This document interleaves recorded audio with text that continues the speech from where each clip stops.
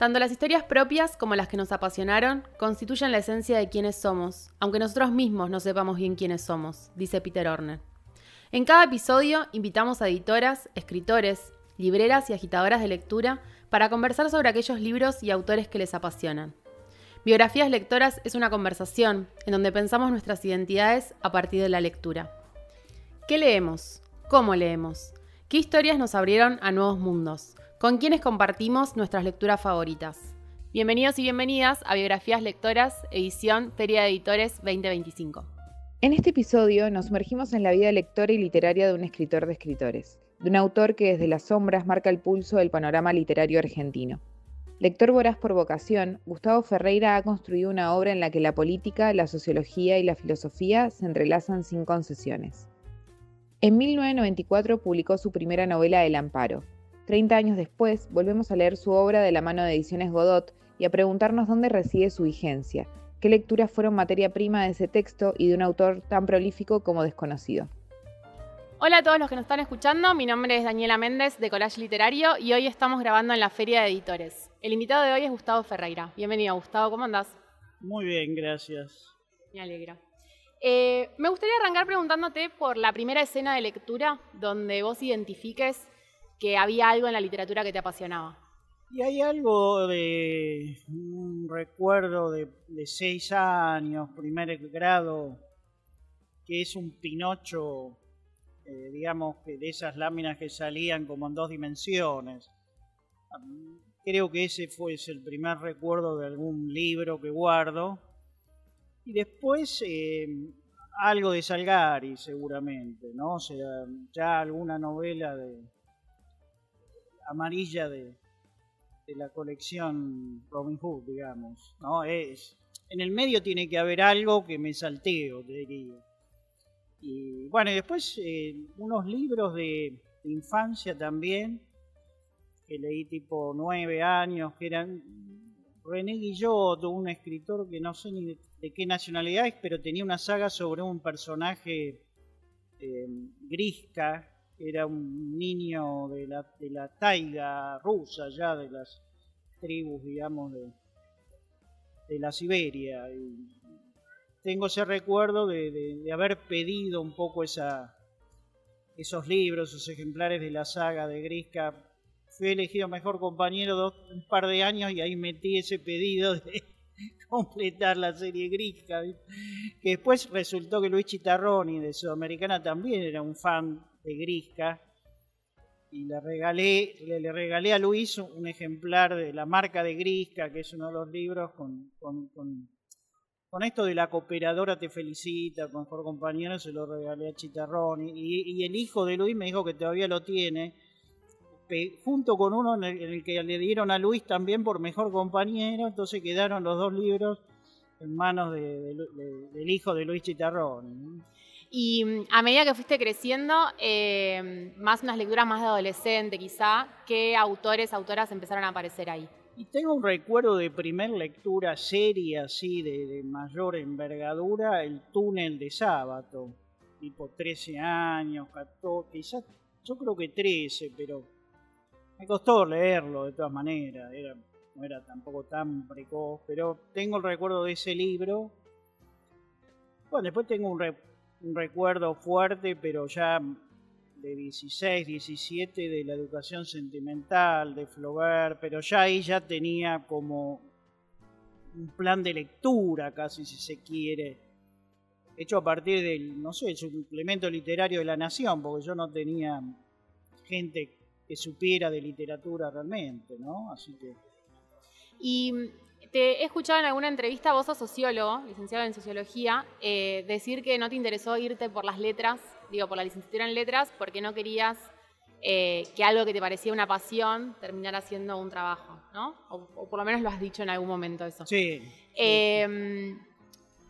¿Por qué o en qué momento apareció ese salto en el que vos querías, supongo que escribías probablemente, pero en qué momento apareció esa necesidad de querer publicarlo, por ejemplo? Y no sé si ahí uno se convierte en escritor, porque la figura de escritor es bastante difusa muchas veces en qué momento uno lo es, pero en qué momento apareció esa necesidad, digamos. Y al fin de los 19, 18, 19 años, 20 años, ya yo escribía desde los 14 poesías, empecé a escribir cuentos. Y por 19, 20 años pensé, con cierta ingenuidad, que más o menos tenía algo para publicar. Y mandé a un concurso un cuentito que fue seleccionado y se publicó por esa época, que es lo primero publicado que tengo. Una selección de cuentos cortos, una antología que mandé por esa época, un poquito mayor, quizá 21, 22, digamos. Eso fue lo primero que se publicó. Pero bueno, yo creo que era bastante iniciático en realidad. Creo que recién con el Amparo, cuando escribo el Amparo, que lo empecé a los 26 años, y ya tenía 10 años de escribir prosa, en cuadernos, hoja tras hoja, ya tenía todo un libro de cuentos que quedó ahí archivado, que nunca se publicó. Y bueno, cuando empecé el Amparo, ahí creo que ya a mitad del Amparo creía que eso era publicable, digamos. En el momento que estás escribiendo, ¿no? ¿Hubo autores que te impulsaron que te inspiraban esa forma de escritura en la que vos querías inscribirte de alguna manera?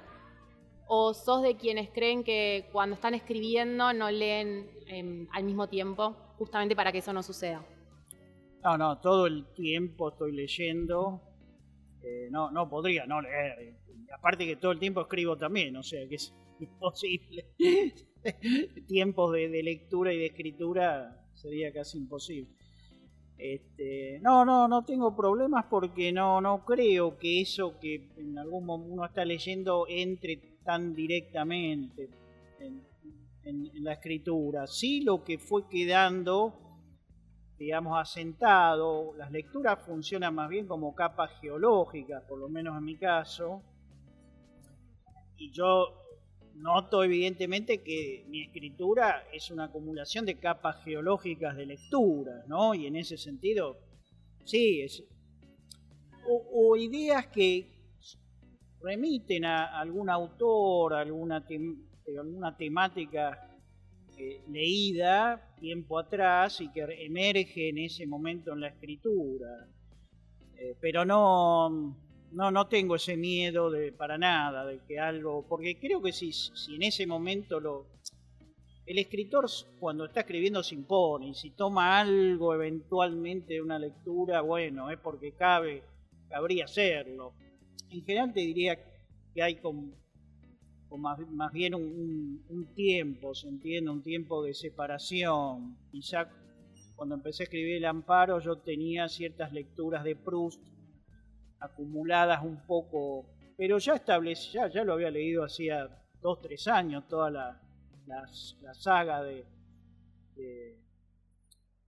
En busca del tiempo perdido, ¿no? Así que, pero como lector ahí creo que me formé un poco, como escritor me formé quizá leyendo esas 7 novelas traducidas, ¿no? de Proust, y quedaron acumuladas, pero bueno, el Amparo es más kafkiano en última instancia, que es quizá la capa geológica constitutiva primera, ¿no? Dostoyevsky y Kafka son, creo, las primeras capas que me formaron, ¿cierto? Art, quizás. Y ahí cuando te preguntábamos sobre tu biografía lectora, me interesaba como frenarnos en algunos de los que nombraste. Uno había sido Los pasos perdidos de Alejo Carpentier. ¿Por qué particularmente nombrás ese libro como hito en tu biografía lectora? Es un libro, digamos, Alejo Carpentier es un escritor de los que más me gustan, quizás a nivel latinoamericano, ¿no? Que por ahí es un rubro en el que me considero un escritor insuficiente, ¿sí? Y quiero decir que no he leído tanto escritores latinoamericanos, ¿no? He leído quizás más europeos, americanos, japoneses, argentinos, y el rubro latinoamericano, podría decir, es el que más desconozco. Y Carpentier es de los que más me gusta, entonces en cierta forma lo pongo en función de que creo que es de las mejores novelas de él, esta historia de él, de este hombre que va hacia un interior remoto. Bueno, creo que hay libros de él que son tan importantes como ese, pero elegí ese porque creo que fue el primero que leí de Alejo Carpentier. Y después otro de los libros que mencionaste fue La nave de los locos, de Catherine Ann Porter. No sé si lo pronuncié bien el nombre. Sí. ¿Por qué? Y es una novela extraordinaria, es una novela olvidada también. La escritora forma parte de esa trilogía de las grandes escritoras del sur de Estados Unidos, ¿no? Junto con Carson McCullers y Flannery O'Connor, ¿no? Pero Porter está particularmente un poco dejada de lado, ¿no? Flannery y Carson están más presentes y es una novela extraordinaria que se publicó por Bruguera en el 63. En realidad creo que el club de lectores o algo así en el 62, 63, después Bruguera en el 66 y no se publicó más en castellano. O sea, en castellano está la edición de Bruguera del año 66, no se reeditó nunca más en castellano. Es una novela extraordinaria, transcurre en un transatlántico que sale de Veracruz en el año 31. Y en cierta forma hay intenciones que son ambiciosas, está mostrando un poco la génesis del nazismo, hay alemanes, hay españoles, en cierta forma en esa novela estaría un poco esta cuestión del instinto, lo animal y la razón, ¿no? Hay españoles que de alguna manera, gente de baile, digamos, bailarinas españolas, los alemanes, los anglosajones terminan un poco locos por estas españolas, o sea, toda una cuestión que hace a este debate, digamos, de vida y sujeto, podríamos decir pasión y razón, ¿no? Y es una gran escritora. Los cuentos quizás son mejores literariamente, pero esa novela es extraordinaria. Se hizo una película extraordinaria con Stanley Kramer. Bueno, la película es aparte, pero bueno, justamente yo traje para leer un libro de Moravia, que es El desprecio, sobre el cual se hace una hermosa película, Godard hace una película hermosa, con Brigitte Bardot y un elenco. Y bueno, y esta película de Stanley Kramer sobre en realidad el libro originalmente se llama La nave de los locos. Ella originalmente sería más bien La nave de los necios. Se traduce primero como La nave de los locos, después como La nave del mal. Por la película se llamó La nave del mal. Estás mencionando bastante el cine. ¿El cine también es una fuente de inspiración para tu literatura? Poco y nada. Sí, simplemente quizá por justamente esta cierta oscuridad en la que están un poco inmersos autores literarios. Los libros superan con mucho las películas, por más que las películas tienen su mérito, digo, El desprecio de Godard, la nave del mal de Kramer, son muy buenas películas, pero los libros, para mí como lector, exceden y son muy superiores a las películas, pero en este mundo un poco audiovisual, digo, bueno, que si entran por las películas que son buenas y después llegan a los libros que son mejores, ¿no? Y después te quería preguntar alrededor de tu escritura también. Yo pensaba un poco que en tu literatura hay como 3 elementos que están todo el tiempo charlando entre sí, que justamente lo que haces es los límites un poco los desdibujás, que por un lado es como la política o la historia social, la filosofía y la literatura, ¿no? La tradición literaria de alguna manera. Me interesaba pensar por qué te interesa como poner en juego esos tres elementos y si tenés como algunos autores o autoras de referencia donde vos veas que hagan eso también. ¿Te identificás esto en tu literatura? O... Sí, bueno, claramente son cuestiones constitutivas de mí como sujeto, ¿no? Es decir, la la literatura y la forma estética, que justamente en los grandes escritores creo que las formas estéticas a veces no se cinden de lo que podríamos llamar una moral, una ética. El caso de Kafka, de Dostoyevsky, creo que la forma estilística es también una forma, si se quiere, moral o ética, ¿no? Y bueno, eso remite inmediatamente a la política. Vos lees Los demonios, Crimen y castigo, estalla todo, es decir, esos límites de filosofía política y forma estética o literatura están, ¿no?, ensamblados, no son inescindibles.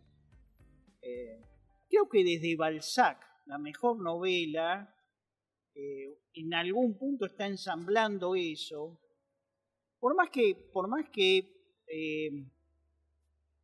estamos como lectores muy formateados, muy influidos por estos norteamericanos, que por ahí son grandes escritores y siempre parecieron dejar la política de lado, porque justamente la política era un transcurrir de lo real, ¿no? Digo, el caso de Henry Miller o de estos grandes escritores en los cuales la política parece no aparecer en los norteamericanos, no está, porque en realidad la política parece no tener grandes eventos más allá de las guerras mundiales en las que interviene Estados Unidos. Entonces aparece la cuestión del soldado, el que va a la guerra, y eso es la política casi en la literatura norteamericana, pero en realidad está siempre, ¿no? Es decir, incluso en Henry Miller, en autores que parecería que no, Capote o todos estos escritores que parecería que no, los norteamericanos que uno dice están escribiendo siempre sobre la vida privada, pero en el fondo cuando late algo ahí en la prosa que no está explícito, pero está implícito, yo creo, ¿no? Y bueno, y para un argentino, yo formado un poco más en la literatura europea, bueno, este ensamble de literatura, política, filosofía. Soy un lector de filosofía, más que de sociología. Hace mucho tiempo que no leo sociología y leo filosofía, así que bueno, la filosofía también es la vida, quiero decir, bueno, así que tiene que estar ahí. Sí, pensaba también esto, que en tus novelas, estoy pensando por ejemplo en El director, ¿no? Donde la historia argentina aparece como ahí bien atravesada, ¿no? Como si no se pudiera escindir de alguna forma. Y pensaba en relación a la filosofía, que también hay una pregunta ahí siempre, o por lo menos identificable en varias de tus novelas, que es la pregunta por el poder, ¿no? Como, ¿qué te interesa de eso? Todo, porque en realidad, digamos, las relaciones, es decir, se trata un poco de la vida, ¿no? La literatura, como cualquier arte en última instancia. Y en la vida estamos inmersos en todas estas... No lo quiero decir con la Foucaultianamente, la microfísica del poder, pero bueno, todo esto de relaciones humanas donde en los contextos de poder, ¿no?, están en cualquier situación laboral, digamos, que es jerárquica. Vivimos en un mundo de jerarquías a todo nivel, y esto también obviamente ocurre en las familias, etcétera. Así que bueno, esas relaciones de poder donde de alguna manera anida la amargura, el disgusto, el fastidio cotidiano y nuestras especulaciones también sobre cómo actuar, ¿no?, en torno de estas dimensiones en las que todo el tiempo estamos de alguna manera en disputa, ¿no? Estamos en un mundo en disputa, creo que estamos, ¿no?, y esto lo asume hoy el mundo, ¿no?, y sobre todo la derecha que gobierna el mundo, estamos en guerra permanente. Te lo plantean y ya te lo tiran así, sin ambajes. Antes se hacían los que no, ahora te lo tiran. Son tan poderosos que te lo dicen. Estamos en guerra contra ustedes y estamos ganando, te dicen. Bueno, entonces el poder es esto, es la guerra en la que vamos perdiendo, vamos a decir. Y dijiste algo tan recién, algo como pensar en cómo actuar, y pensaba también en esto en la familia, por ejemplo, ¿no? En tu novela, cómo, y en otras también, pero digo, esta idea de cómo construís los personajes donde muchas veces esos personajes una los entiende y por momentos los desprecia, ¿no? Como que convive todo eso en los personajes. ¿Por qué tenés esa búsqueda un poco? ¿La tenés o sucede así o fue más una impresión mía como lectora? Bueno, hoy traje para ver el desprecio de Moravia. Un fragmento. Y creo que el personaje, digamos, inmerso en la vida tiene, ¿no? Algo de mezquindad despreciable, porque en el fondo, en nuestro rasguñar último, digamos, de la olla del sujeto que somos, están esas miserias, ¿no? Quizás más inconsciente o conscientes o más inconscientemente, ¿no? Justamente en el párrafo que leo ahí de Moravia, o que está un poco esta idea, ¿no? Que por ahí en un intelectual está más consciente lo que en una persona, digamos, no intelectual funciona de otra manera. Pero el razonamiento va a ser el mismo, ¿no? Y los instintos muchas veces son mezquinos también. No es que, digamos, las razones, podríamos decir, es mezquina y el instinto es generoso. Creo que los instintos también, ¿no? Schopenhauer decía, primero decidimos, después razonamos y justificamos lo que hemos elegido, lo presentamos a través de razones que en realidad son encubrimientos, ¿no? de cuestiones instintivas. Y algo de eso hay. Te quiero preguntar algo más sobre tu literatura, pero antes de eso estás mencionando mucho el desprecio, que vas a leer unos fragmentos.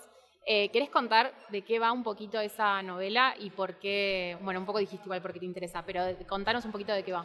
Es una pareja, o sea, son amores desencontrados, podríamos decir. Los dos fragmentos que voy a leer, más que me interese tanto el tema, pero dio la casualidad que encontré dos buenos fragmentos y tuvieron esta temática, desencuentros amorosos.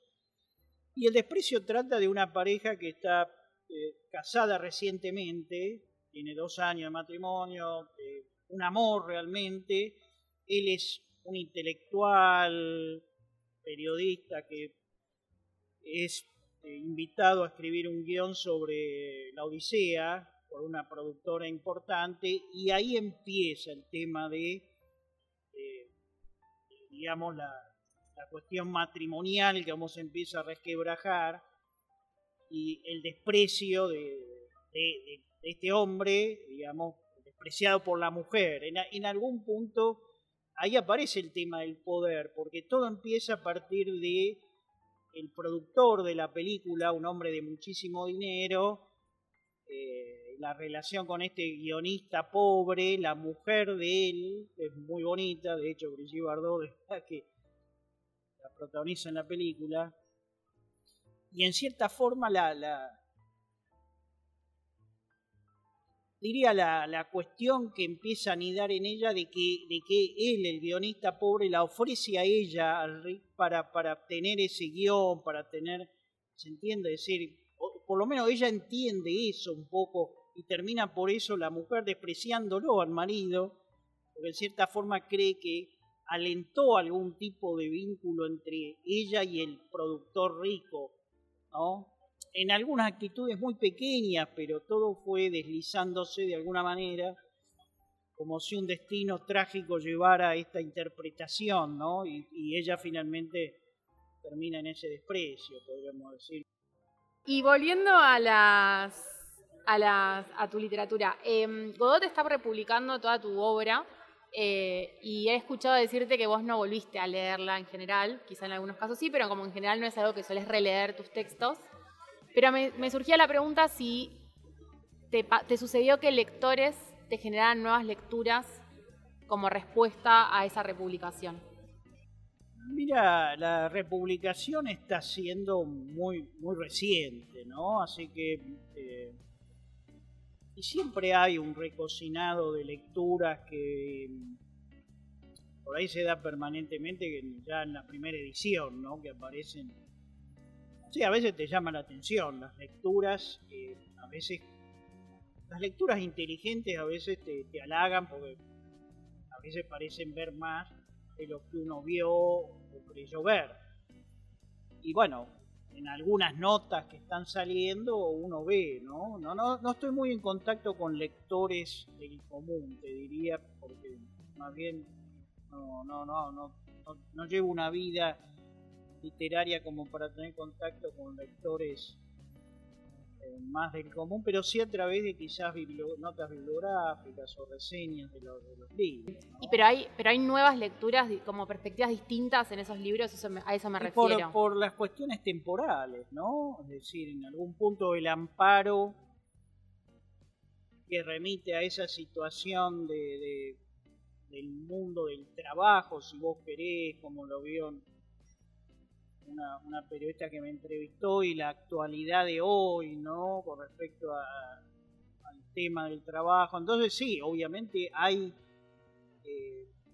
las épocas leen distinto, ¿no? Es decir, eso ya estaba en Pierre Menard, de escritor del Quijote, ¿no? De Borges. Bueno, cada época lee algo distinto, hace un libro distinto esa lectura, y esto empieza a pasar embrionariamente porque son nomás 25 años creo del primer libro, El Amparo, pero bueno, algo de eso empieza a ocurrir, ¿no? Es decir, la época supone quizá que ese amparo del 94 no es el mismo amparo del 25, qué sé yo. No, son 30 años, mira, ¿no? Yo estaba equivocado con la fecha.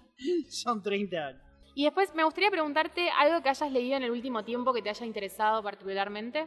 Y ahora estoy leyendo ahora un libro de relatos de Dardo Scott, Imaginarias, que es un libro de relatos muy, muy interesante porque son muy disímiles, todos los relatos son muy distintos, parecieran que quedaron de libros anteriores de él algún relato, pero no como no como un resto, sino casi como una adición, como lo mejor de esa época quedó, y de eso sale este librito que estoy leyendo que publicó Interzona, que se llama Imaginarias.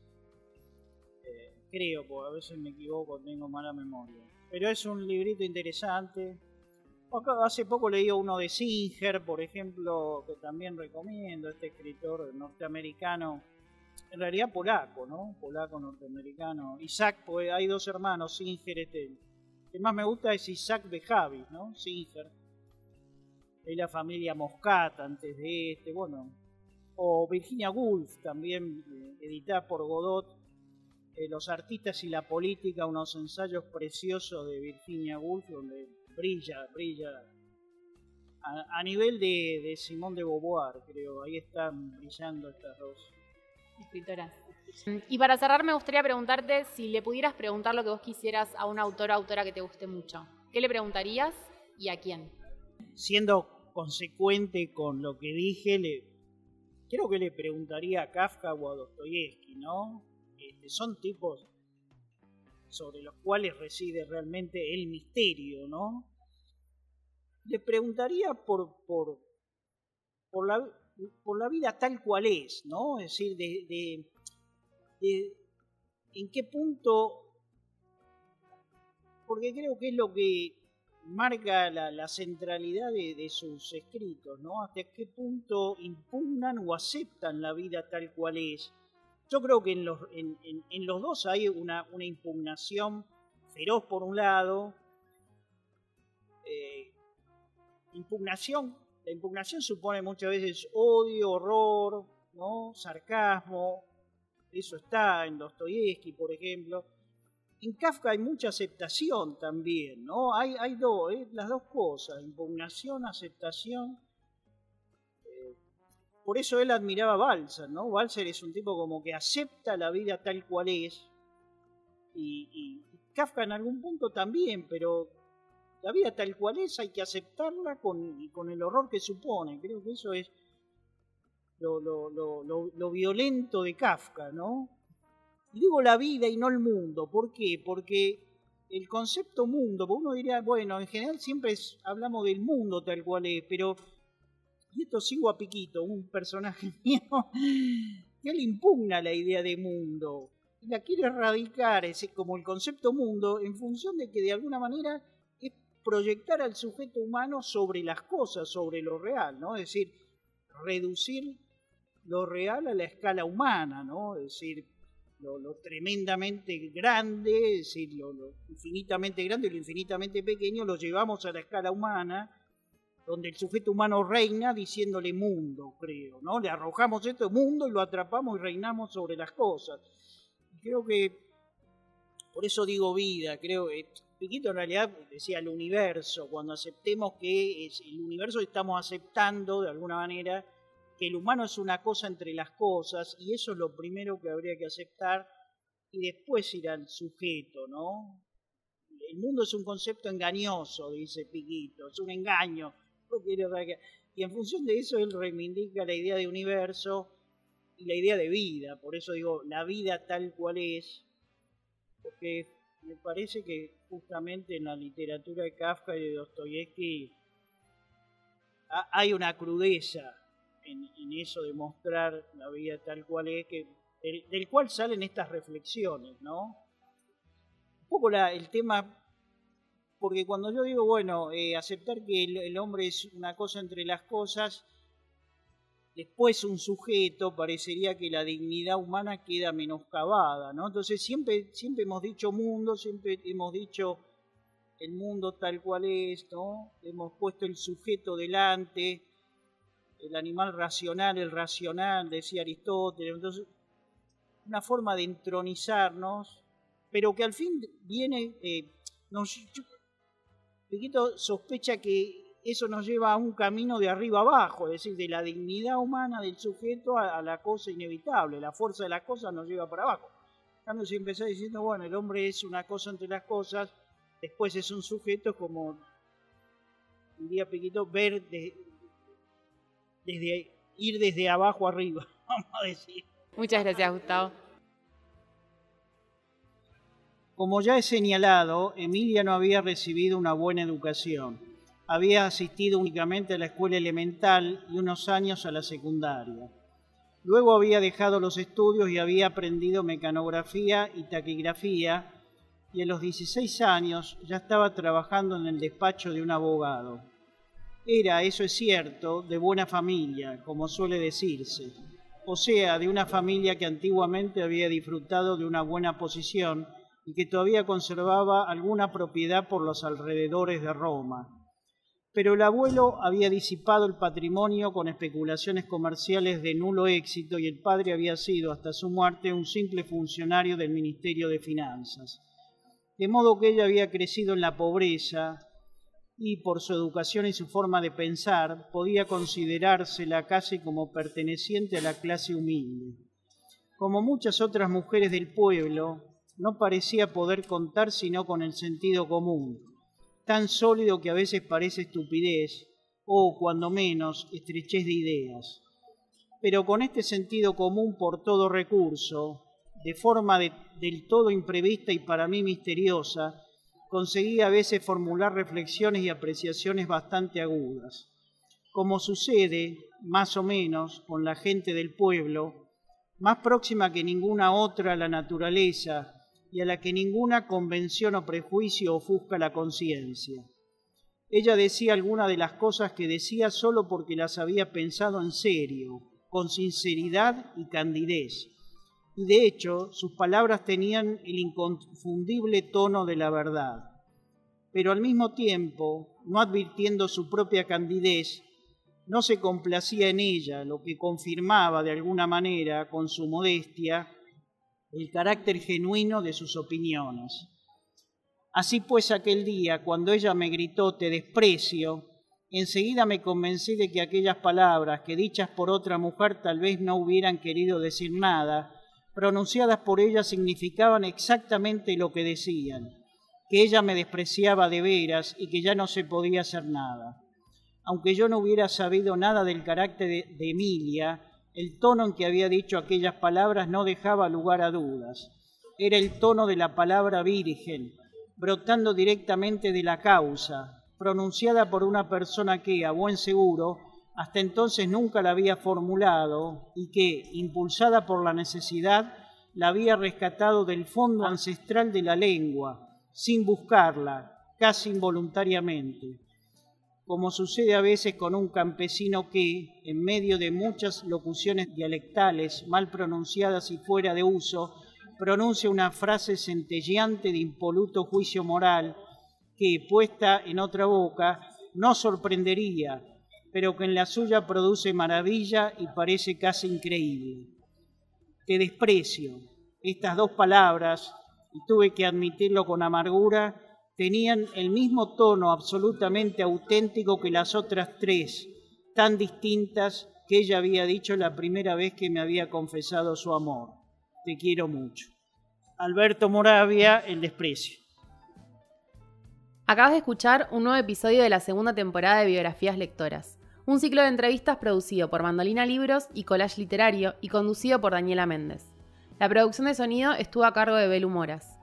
Podés seguirnos en nuestras redes en @mandolinalibros y en @collage_literario. Si te gustó escucharnos, no te olvides de suscribirte a nuestro canal y darle like. Además, comentanos a quién te gustaría que entrevistemos. Gracias por escucharnos.